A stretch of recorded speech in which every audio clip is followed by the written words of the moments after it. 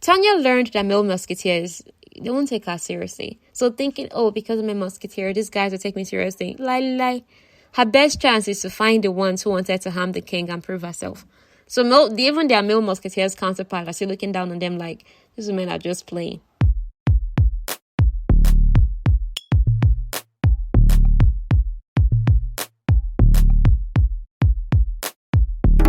Hello, Novels and Bits listener. What's up? So, it's been a week since the last time we met. This episode was actually supposed to drop a few hours earlier than this, but don't ask me. Okay, fine, I confess. I need to manage my time better. I'm pretty sure some of your pros are doing that.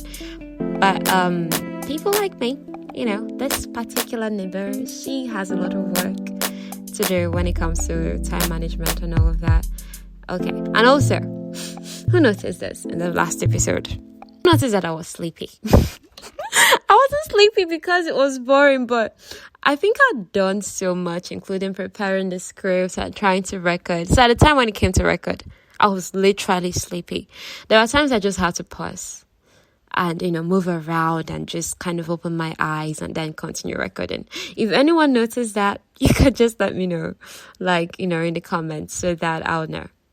What if you noticed that, or if it was just like, oh, cool episode, great, I didn't notice any of those things.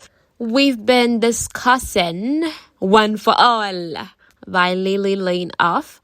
So today on One for All, we'll be, we're in part B today. I said that if we didn't finish today, I would release on Thursday.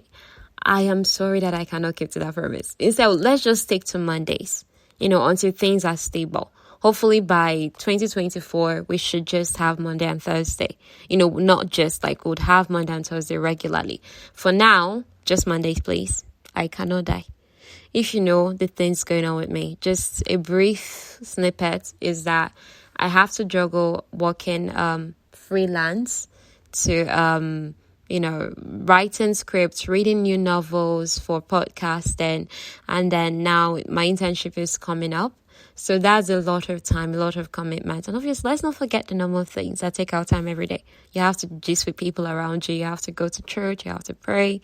For some of us who are really into God and things like that. So that's really been it. And it's just it takes a lot from anyone.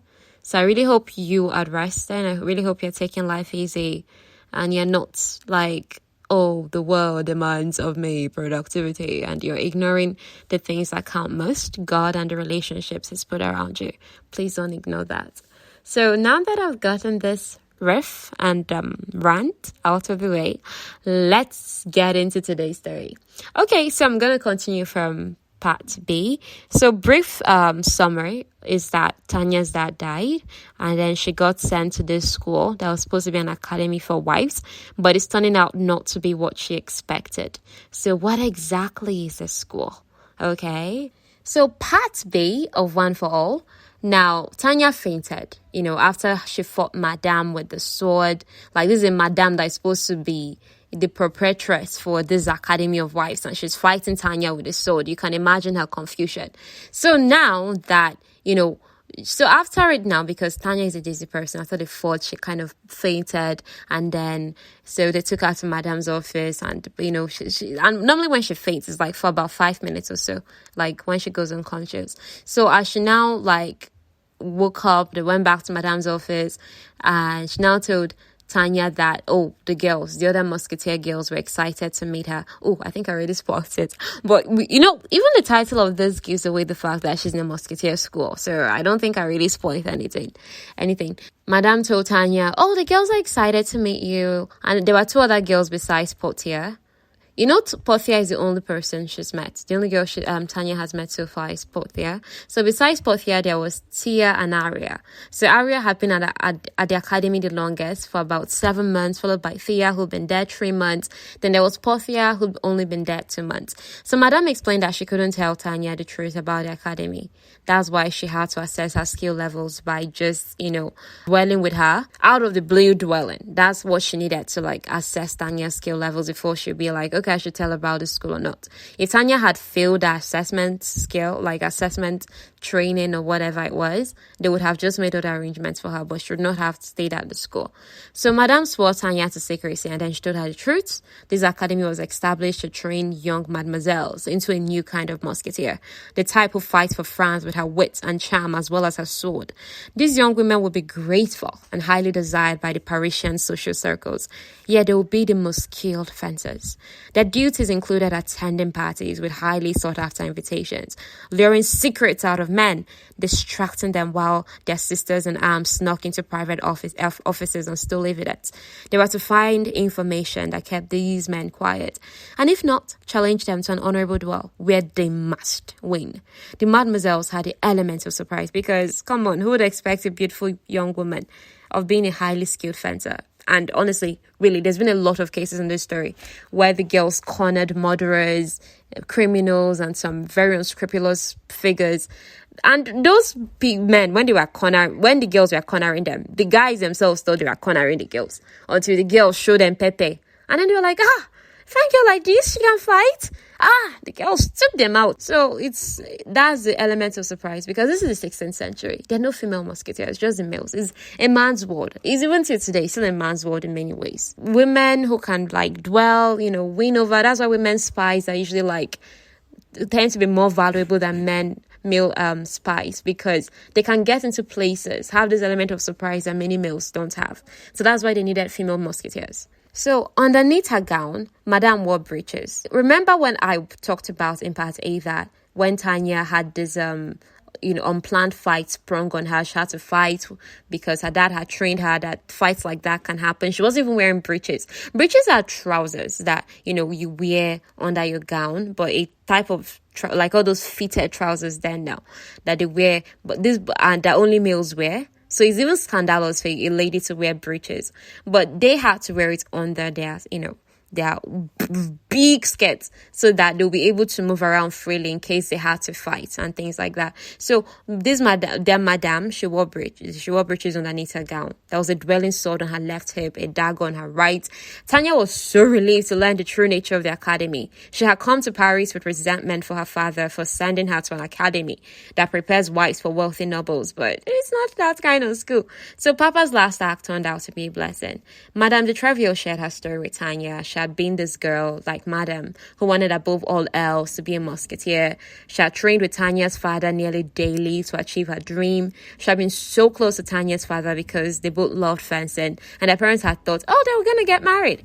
But Tanya's father met Tanya's mother. There was a scandal. Then Madame and Papa had lost contact because Papa left Paris now to go to Lupiac, where Tanya was born and raised. And Madame obviously stayed in France. It's not France. I keep saying France instead of Paris. Paris is in France. Lupiac is in France. So, yes, that's two places in France. Now, Madame's contacts with Papa, was reestablished when Papa sent her a letter for Tanya's sake. So the words of the letter had reminded Madame of how Papa was so kind to her. Although Madame hadn't been able to become a musketeer because the senior officials were highly against it. They had been highly against it. The academy, now that she has a chance to train the Madame de Treville, now that she has an academy to train young mademoiselles into skilled musketeers and spies, it was a way for her to earn that respect she would have earned as a musketeer that she couldn't be. You get, so I hope that made sense. Okay, moving on. So Tanya couldn't believe that. Oh my God, I have a chance to become a legend, a hero from a storybook, and much more. But here's the thing. What Tanya truly wanted is to bring Papa's killers to justice, for Mama not to worry about her, to prove that Papa had been right in believing that she was strong and capable, to show Mama that she was more than a sick girl, and to have sisterhood. It felt like so many things to want. Then Tanya made her choice. She would stay in the academy, train under Madame's tutelage. Madame admitted that Tanya was a talented swordswoman, but there are other things to learn, as they were expected from a high-ranking lady. Just being a swordswoman is not enough for you to be a spy. You have to fit the ideal role of a lady. You have to know to dance. You have to know the basics of etiquette, how to wrap men around your finger. So Tanya assumed that by being part of the academy, she would have access to spaces and people that would know the truth about her that will be able to discover the truth about her dad's mother. She also assumed that, okay, she would appeal to the Musketeers as one of them. Well, let's see how that goes. So, Madame de Treville welcomed Tanya to Les Musketeers de la Lune. I am definitely not pronouncing this right, but you're going to see the English pronunciation in a moment. So, Tanya's training regimen was set. She had to practice by herself for the first, couple days because the girls were attending social events. The other 3 girls now, they were already now there before her. There was much for Tanya to catch up on. In training, the men they were to seduce, they're called targets. So whenever they're like, oh, you assigned your targets, those are men they're meant to extract information from. They're meant to seduce them, wrap them around their fingers. Those men are called targets, as per, yes, target, normal target. So in the middle of one of Tanya's training sections, Henry suddenly came in and she almost fell because he kind of distracted her. So he rushed to help her, but she had already righted herself. So awkwardly, he leaned on a table with an extravagant flower arrangement and he nearly knocked over the vase. He caught it narrowly in the crook of his arm. Tanya was nervous and at the same time she wanted to laugh. Henry bowed to her formally and his eyes sparkled. He was aware of his awkwardness. Like, Henry is so awkward, but he's so adorable on him. And he accepted it like that. So somehow, Henry now started telling her of how he was an apprentice of the map maker who noted pretty places of the city, but what he really wanted was to be an engineer who planned how the city would work. So Henry lived in the house of the academy like that. The academy is a house now, so he lived in that house, but normally he tried to stay out of the way of the girls' training, or he tried to. Occasionally he was useful. He knew of the operation now, like, oh, these girls are actually secret spies, musketeers. He's Madame's nephew. Tanya liked him, like, as a person. He's cool. However, Tanya and Henry's interaction, because Madame walked in and they were talking, and she just noticed that, Tanya, this one you are red as tomato just from talking to Henry. There is not even any that is open, and how will you now react in front of the real men? So she's like, Tanya, you need work when it comes to men. So Tanya was still clumsy at many ladylike things. Her cup, when they were practicing how to take tea, her cup would clutter on the saucer. Meanwhile, Portia drank her tea delicately, and Tia, while she's drinking her tea, she had these dark, inquisitive eyes that just like dancing around the place, taking it in the room as if she's a stranger in it, even if she's been there a lot of times. Meanwhile, Aria, the one that has trained longest, she was perched on a stool that looks uncomfortable. But you see the way her back would be straight, her shoulders are arranged as if she's sitting for a portrait. The epitome of how lady is.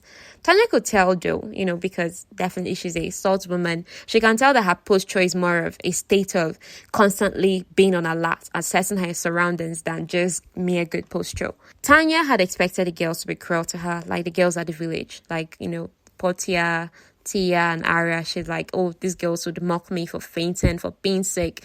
Maybe they even come up with a nickname for me. But they did not have a time to do that kind of thing. She was still waiting for them because all of them were just sitting together. The girls didn't say anything because Madame was just like training them on something. So after Madame watched them for a while, she now started doing out corrections for the last social gathering that the girls had attended without Tanya. She was like, Portia, your foot was stepped on by a noble when you were dancing, and then these other noble women, they were making snide remarks about it, about you, that don't let that happen again. Portia was like, but it's not my fault. That toad stepped on me first. So if you actually see these girls, at first I was thinking, oh, Musketeers, maybe they will all be quiet, dainty girls, eh? All of them have temper. Okay, no, like their tempers are so different, their temperaments, and it was so nice. Like, I loved seeing the individuality of each of the girls. It's so cool.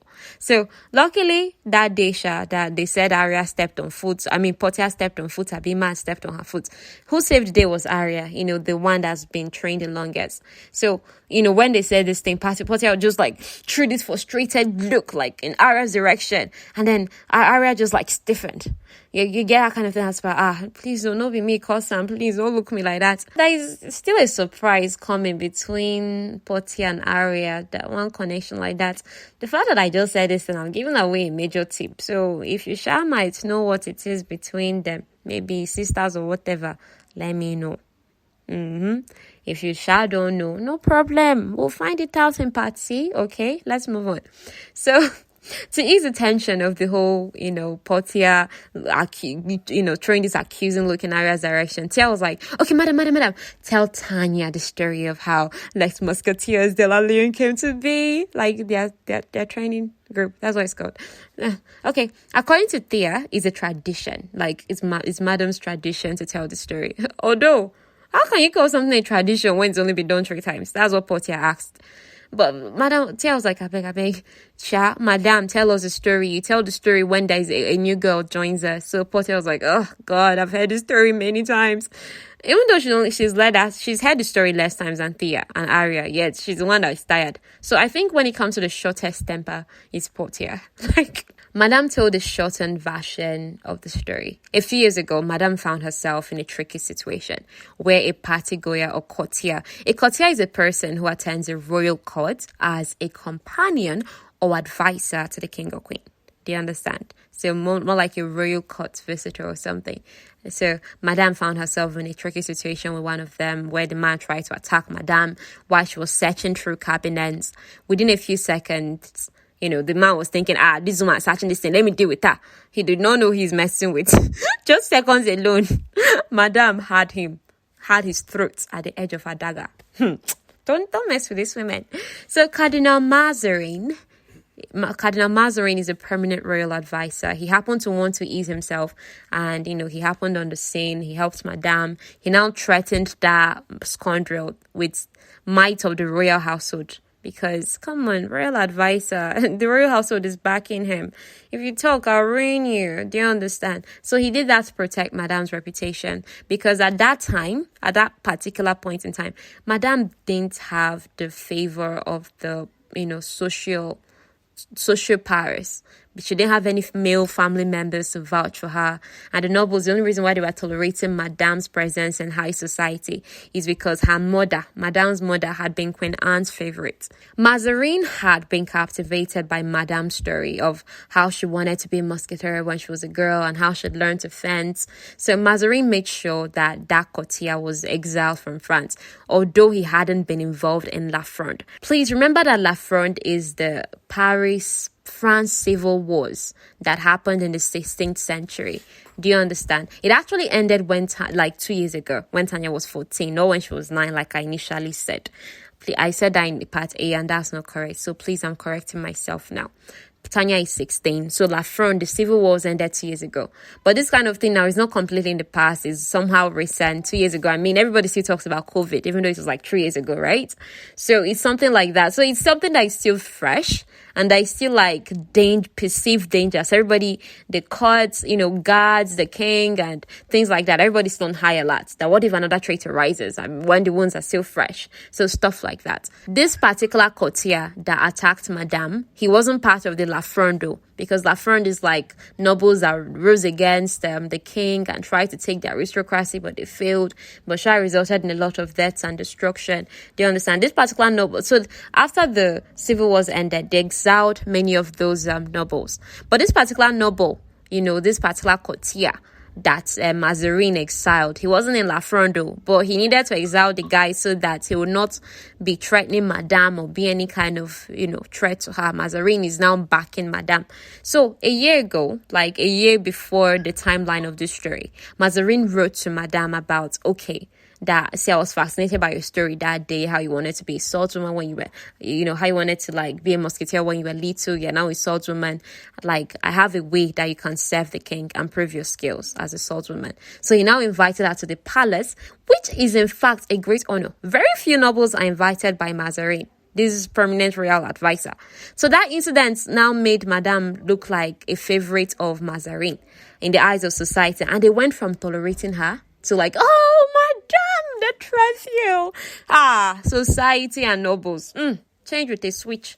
So the meeting that Mazarin had invited Madame for was to discuss and find a way to obtain information on power-hungry nobles who might be like Condé. Condé was a person that incited the first France civil wars that happened now, that trying to overthrow the current monarchy to replace it with another. So the royal guards and male musketeers had tried to obtain information on these power-hungry nobles. But like I said, no results because they're men, and musketeers are too brash. Another group of people, there's nobles or something, guard the corps, they can't fight. So that's where the order, the English version of Les Musketeers de la Lune, the one that the ladies are part of, that's where they had to come in because they're both refined and they can fight. And they're now women and subtle. You will not see them coming. You understand that element of surprise.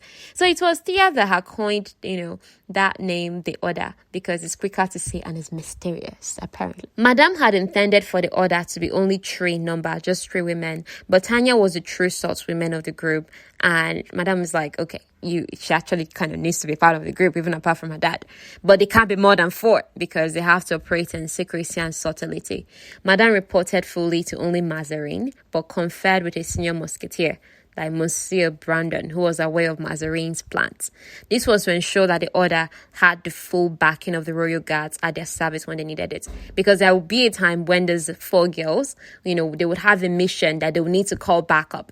Right? So who will be their backup right now in such a case? The male musketeers. But who will be the one to enter the operation, filter things out? The order, the female musketeers. So, they needed to work together. But at the same time, it's just 1 or 2 of the guys and the male musketeers that knew their existence. Obviously, as few people who knew about what they are doing, the better. The fewer the people, the better. Now, the girls knew that although the order, this their small musketeer, female musketeer gang, although it may not be written into history, but they will be the ones who will ensure that history existed to be written. So when Madame left, after telling them that story, training them for the day, this is the first time, Tanya is really in the room with the girls. So Tia, hurriedly hugged her, and then she welcomed her warmly. So Tia is the friendliest of the girls. Portia also welcomed her and was like, okay, see, I only treated you that way at first because I didn't know if you would pass Madame's test. I can't be nice and like you and you go, that sort of things. The girls were welcoming and they looked at Tanya as if she mattered. It wasn't a look that she was used to. She was used to people looking at her like, oh, sick Tanya. And Tia even went a step further, like, oh my God, oh God, you looked so good when you were parrying Madame. Like, how did you learn to fight like that? You have to teach me. They were odd. Oh my God. So Potter was like, yeah, Tanya, you're an asset and we need you in this operation to prevent another uprising. Tanya never had anything like that in her life before. Me? An asset? Really? Whoa. You understand? So, it's kind of thing that gives you hope, but at the same time, you're kind of afraid, do I dare to hope so much? I mean, what if she just saying, So now we're talking about the motives of each of these girls and how they came about to be in the order. Okay? So for Portia and Ara, it's not like, the two signed the king go. Because waiting consigned them about King that only his pair of shoes can buy the entire wardrobe. But what they cared about was succeeding in this operation so that they could lay groundwork for future generations of women to have the opportunity to become musketeers. In other words, they wanted to be trailblazers. Tanya loved the idea of being part of something bigger than herself. Like, oh, okay, I like your perspective, girls. Then Tia told Tanya about herself. She had 5 older brothers who were part of the military.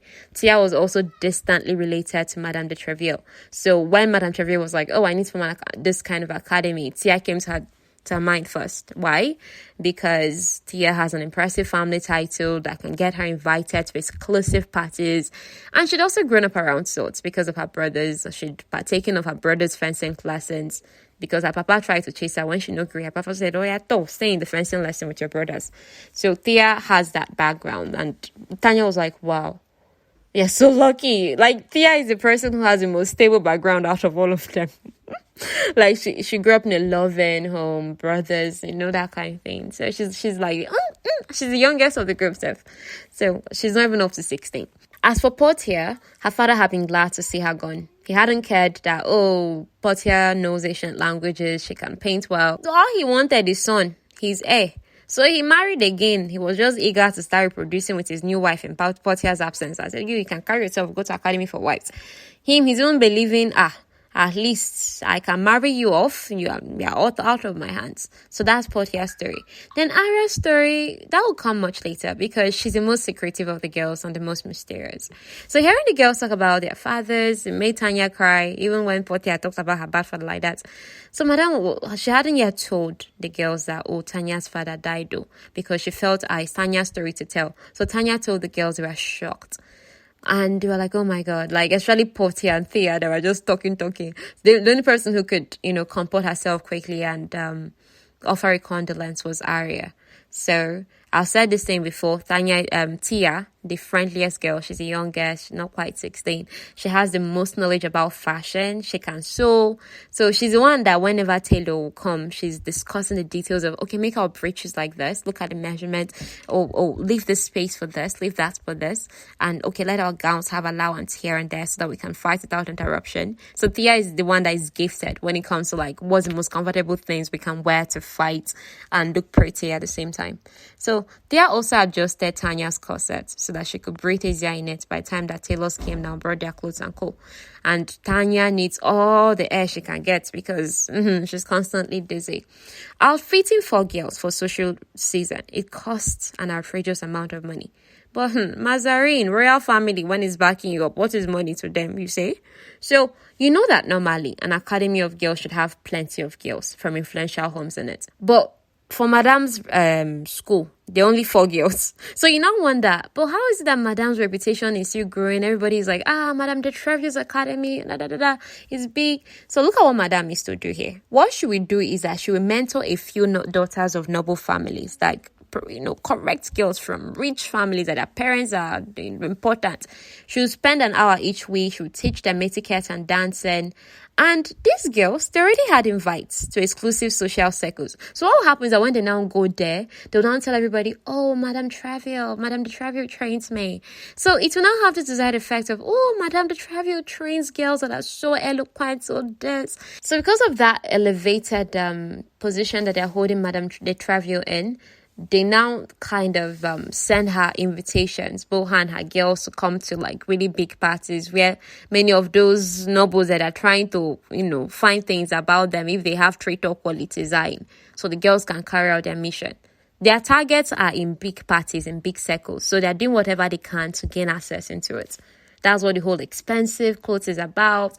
Madame de Treville training some other rich girls and things like that. So now, all the 4 girls, they had their different roles and strengths in the group. Arya, she's the aloof one. So she succeeds with targets who are talkative because she seems like all these girls are not really interested in talking. They have this certain charm based on who, you understand? And another thing about Arya is she can eavesdrop. Here, her own eavesdropping talent is so much that she can hear a pin drop in a crowded street corner if that's what she's paying attention to. Then for Portia, that one cannot blend in. She commands attention, you understand? And she's a charmer, like, oh my God, sir, no, that's Portia. So you get that kind of thing. So you can't give her a mission that requires her to blend into background. Then when it comes to Thea, Thea is a tiny, cute one, this innocent. So the people that are normally her targets that they assign her to are people that are old enough to be her father. Old men that like small girls. That will be like, this tiny girl. So those are the ones that Tia, they put her up to. So we'll see. We don't know Tanya's own kind of targets yet, but we'll see. So about Portia teasing Henry in a cruel way, because I mentioned it in part A that Portia can tease Henry sharp. The whole thing had started on the day that Portia arrived, and she had accidentally mistook Henry for an intruder. She had first tried to seduce him because I told you now she's a charmer. But when that one did not work, she now tackled him to the carpet. She held him down on the carpet until lunchtime when Madame arrived. So after this whole meeting that they had, because they'll meet up occasionally in the common room or training, but everybody has their own room and it's big, it's fine.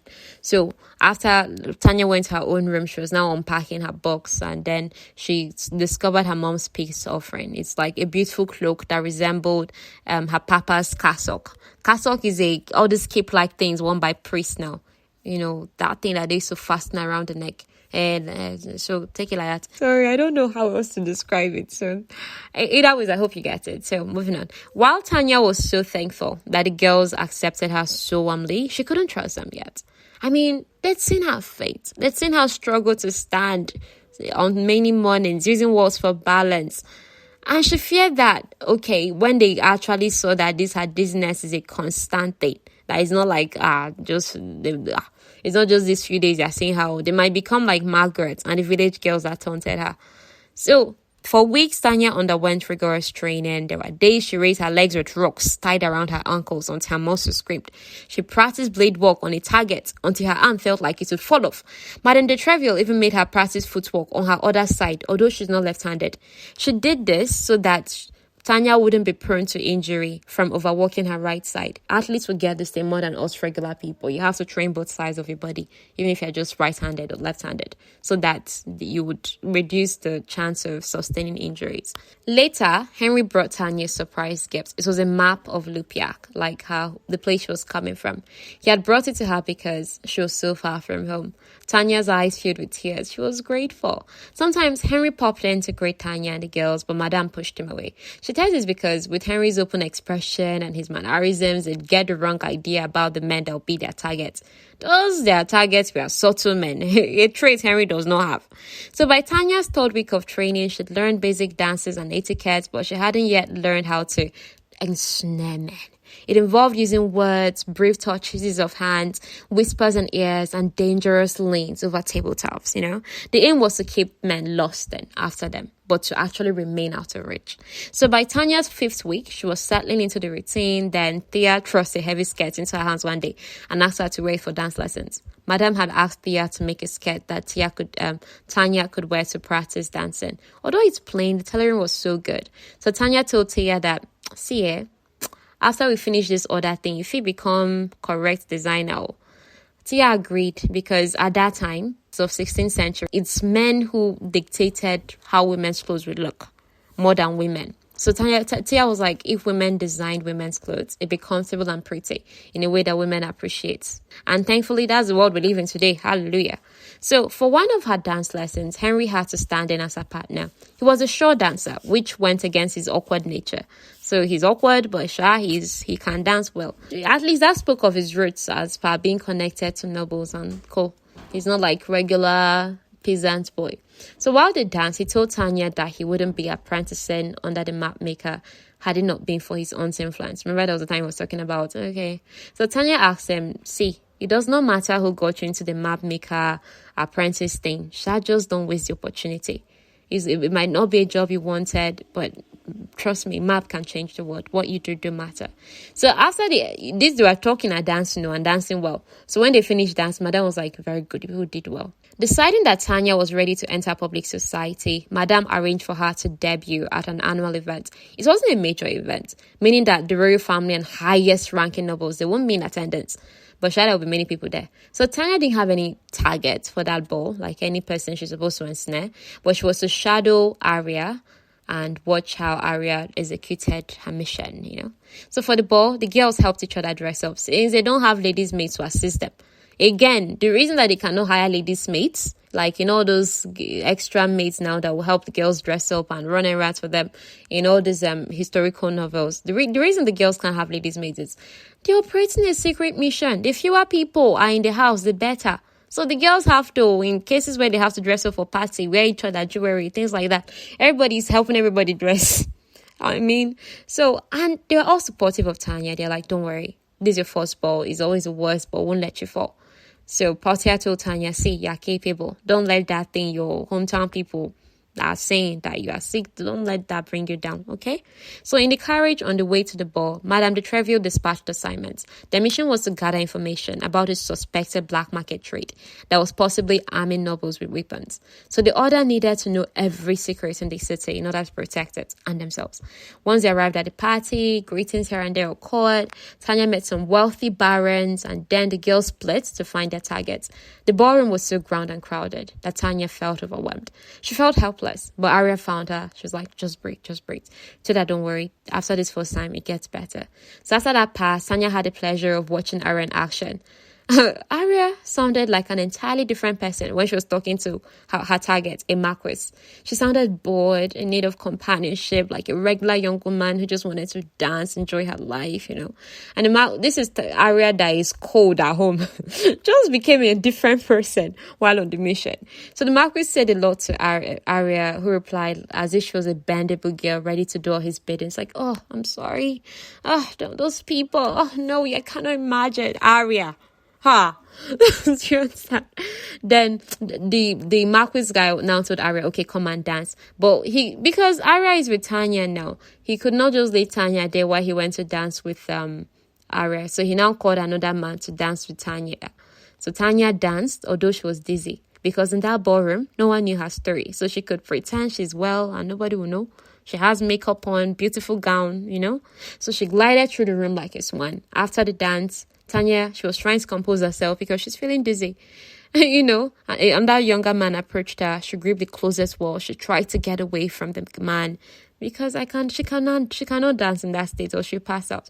She's like, where are my sisters in arms when I need them? She now started feeling that, that insecurity again is a lie. They abandoned me. They don't have my back. However, Thea called her name and she found herself sitting outside on a bench. So grateful tears sprung to Tanya's eyes. So Thea went back to her target, but as she's leaving, Portia was coming to Tanya with a drink. Portia, she hadn't quite reached Tanya. It's just that Tanya had seen her. Let's say she's some steps away. But then someone else approached Tanya as she was sitting outside there receiving fresh air. That was a man, a stranger. But he sounded so sincere, like, hey, I saw you inside. It didn't seem okay. Are you okay? And he didn't come so close so that she won't feel like, oh, this guy, why are you coming so close to me when I'm outside by myself? So he was all respectful. He even seemed to like her. And, by the time they were going home, it was like, oh, yeah, Tanya, you did well for your first ball. Regardless of whatever setbacks. So 2 days after the ball, Tanya was feeling better. So the information the girls had collected was that a certain Comte who was broke. This Comte did not have money to buy a house or anything in the last day. But this year, he bought one of the most expensive places in Paris and he was having a frequent visitor. So it was suspicious. Like, how? So his visitor, this is regular visitor, was Monsieur Verdon's younger brother who went into business instead of the military like the rest of his family. So initially, Tanya was like, where have I heard this Verdon name? Remember in part A, I told you to keep the Verdon name in mind because it's connected to her father's mother, like murderers and co. One of the male musketeers came visiting, and Tanya just rushed to ask the man, like, that's the Monsieur Brandon that knows of their order now. I told you just few people know about the order. Tanya now asked the man that could her dad's death be investigated. First of all, the man offered his condolences, but replied that, with the king at risk, the musketeers, they can't afford to investigate every death of a retired musketeer. Tanya was angry. She's like, but the king would always be in danger. Does the people who serve the king not matter? People like my father? So in reply, the musketeer now asked Madame de Treville to remind these girls, in quotes, who exactly they were fighting for. Ouch! Tanya learned that male musketeers, they won't take her seriously. So thinking, because I'm a musketeer, these guys will take me seriously. Lie. Her best chance is to find the ones who wanted to harm the king and prove herself. So even their male musketeers counterpart are still looking down on them like, these women are just playing. So unless you prove yourself, nobody knows you, sis. That male musketeer who came, that Monsieur Brandon, he carried a message. Someone left a death threat in the king's dressing room. They drenched one of his ceremonial crowns in blood and smeared the message in the mirror. Your reign will end on the longest night. Long live La Fronde. That's civil war. Ha! So many servants were fired because of this incident. And the ones that will be hired will be vetted by the king's personal guard. The purpose of the threat, the person, whoever it was, that sent out this threat, they wanted to incite panic in the king. So he would cancel festivals, celebrations, public appearances, and that would make a lot of people angry, especially those who had wanted La Fronde to have a different outcome, maybe a different monarch on the seat and things like that. So the day the traitors chose they will act, that's on the day of the winter solstice. See, I'm going to check the pronunciation of this thing, I promise. Pronounce it today, the winter solstice. It's a celebration day and it's a really dark day because it's like the longest night. So now the girls had a mission to find these traitors before this winter solstice day, and the winter solstice day was already close at hand. So that's the current situation that they're finding themselves in. Okay, so we're done with part B. We'll finish on Monday with part C, hopefully. Because I don't know why this story is not going to finish. I think it's because it's action too. Anything action adventure, normally I don't write it and summarize it like normal stories. I tend to like write a lot, try to say a lot so that we're following each other. Because I don't feel, please let me know if the story is coming together or does it feel disjointed. I promise I'm just going to get better and better over time. So I really thank you for sticking this thing out with me. And I really appreciate you, Nibber. I really do. So until Monday, Nibber, please don't forget to rate this podcast wherever you listen. If you listen on Apple Podcasts, review, please. It really helps a lot more than you know. And I'll see you Monday and in the promotions too. Bye.